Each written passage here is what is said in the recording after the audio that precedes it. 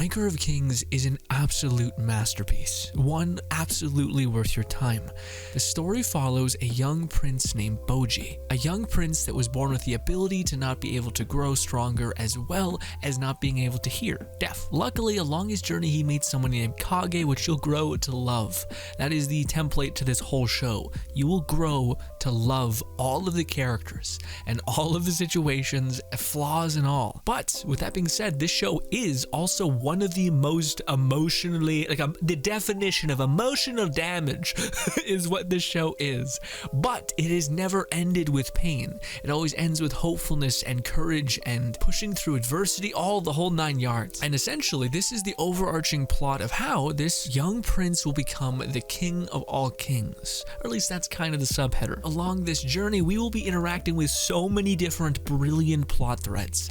With Boji getting stronger, with weird underlying political things happening, with this overarching story with his dad, and just so much more. So then that begs the question, who is this show for? This show is for the person that wants to see hopefulness, joy, the person that gets emotional by people pushing through their adversity, not giving up hope, and is literally the definition of hope. This show fills you with all kinds of wonderful emotions, but it also is not afraid to get absurdly, incredibly dark.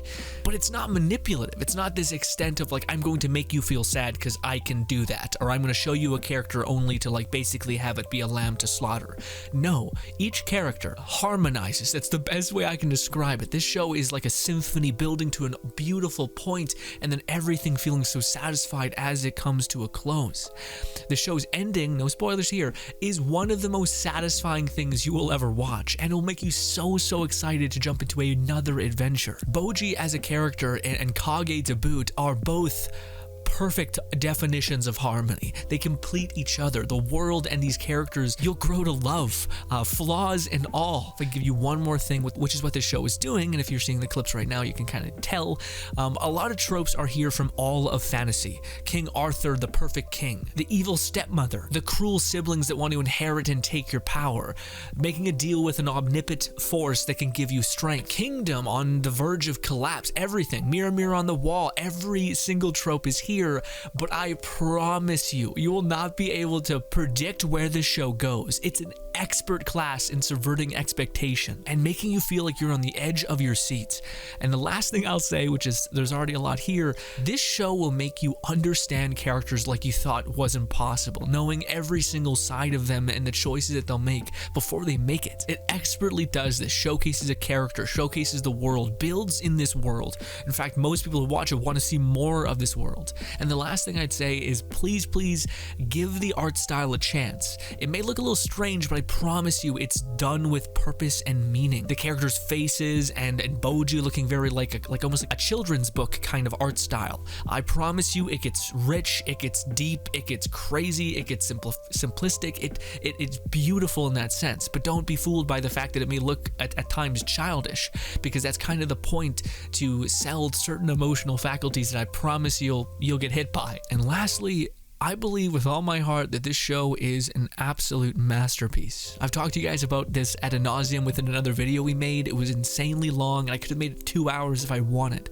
because it was just that amazing. The depth, the level of characters, the heartwarming emotions. I've cried more than I ever cried watching any show ever watching this, but I never felt sorrow or deep despair after the fact, because it always ends with hope and courage, which makes you feel like you can take on the world and that you can't wait to see what these characters can just chew through next, because they're goddamn built different. It's beautiful. In anime and in storytelling, we're always sold so many different types of tropes and ideas, and sometimes those tropes get a little diminished and as well as under-delivered to a point. But Ranker of Kings, to me, immensely masterfully weaves them all together. This is why I say it's so good. But the reason why I say it's a masterpiece is I think this show goes beyond what it is to be a good show. We all may have our likes and dislikes about certain attributes, zero to hero, shonen, all these kinds of tropes and kind of categories that we find our shows that we most enjoy are in. But this show, I think anybody could watch and love to bits because it speaks to you on a kind of a human level, on a courage level, on a hope level. Who the hell doesn't like some fantasy, I think this show is absolutely worth everybody's time. I think it is an absolute masterpiece, and I would be hard-pressed to find one person that doesn't think it is absolutely beautiful, at the very least beautiful. I might be overhyping it, but the thing is, I don't think I am.